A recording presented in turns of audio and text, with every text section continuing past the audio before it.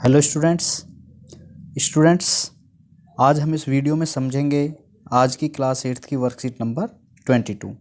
आज की डेट है 16 दिसंबर 2020। स्टूडेंट्स, यदि आपने हमारे इस चैनल को अभी तक सब्सक्राइब नहीं किया है तो प्लीज़ इस चैनल को सब्सक्राइब कर लें और बेल आइकन को भी प्रेस कर दें। स्टूडेंट्स, आज इस वर्कशीट में जो क्वेश्चन आंसर्स दिए हैं और जो एक्टिविटी करनी है उसको समझने के लिए हमारे इस वीडियो को पूरा देखें। तो चलिए समझते हैं। स्टूडेंट्स, आज का हमारा सबसे पहले टॉपिक है बहुप्रतिबिंब, मल्टीपल इमेज क्या होती हैं।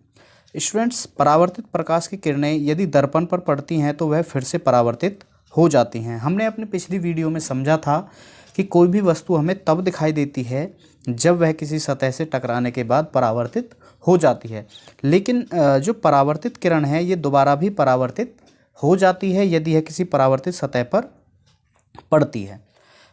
स्टूडेंट्स, ये आपने देखा होगा जब हम हेयर ड्रेसर की दुकान में जाते हैं तो उसके हमारे एक मिरर सामने होता है, एक मिरर जस्ट पीछे होता है, जिसके कारण जो हमारे बैक साइड की इमेज पिछले मिरर में बनती है वह हमें आगे भी दिखाई देती है। इसी के कारण हम अपने जो पीछे से बालों को देख सकते हैं और हम देख सकते हैं कि हमारे पीछे से बाल कैसे कटे हैं। परावर्तित प्रकाश की किरणों को पुनः किसी दर्पण की मदद से परावर्तित किया जा सकता है जिससे एक से अधिक प्रतिबिंब बनते हैं। स्टूडेंट्स, यदि आप इसे देखेंगे, जब आप एक बार्बर की सैलून में जाएंगे तो वहाँ देखेंगे आप इसकी बहुत सारी इमेज बनती चली जाती हैं एक दूसरे की। हम काफ़ी दूर तक अपनी इमेज उसमें देख पाते हैं। प्रतिबिंब की जो संख्या होती है, मतलब कितने इमेज बनेंगी, वह इस बात पर निर्भर करती है कि वस्तु जो है उसका एंगल क्या है, वह किस एंगल पर दर्पण के सामने रखी गई है। हमने क्लास 6 में पढ़ा था पेरिस्कोप, परिदर्शी क्या होता है।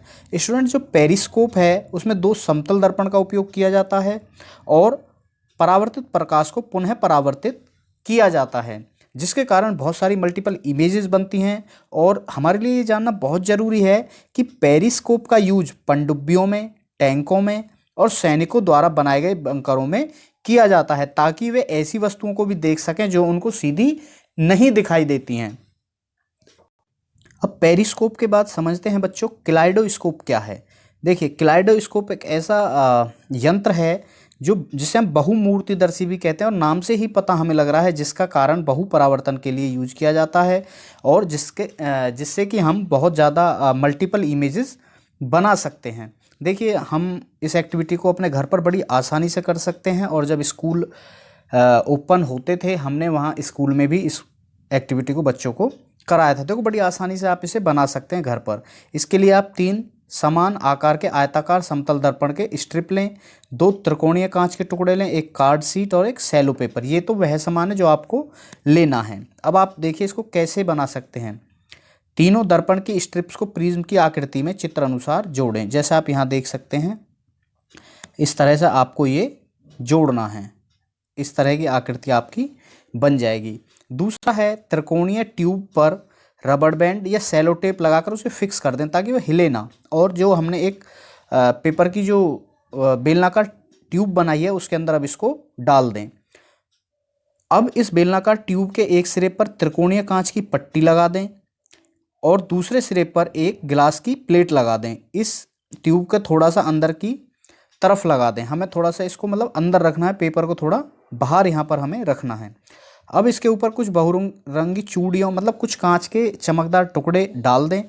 ट्यूब के इस ओर को भी अब आप बंद कर दें किसी भी एक ट्रेसिंग पेपर के साथ कवर करके, और कार्ड शीट के छोटे से टुकड़े को ट्यूब के छोर पर कवर कर दें और इसके सेंटर में जो भी सेंटर इसका बनेगा उस सेंटर में आप एक छोटा सा छेद कर लें इसमें अंदर झांकने के लिए, अंदर देखने के लिए।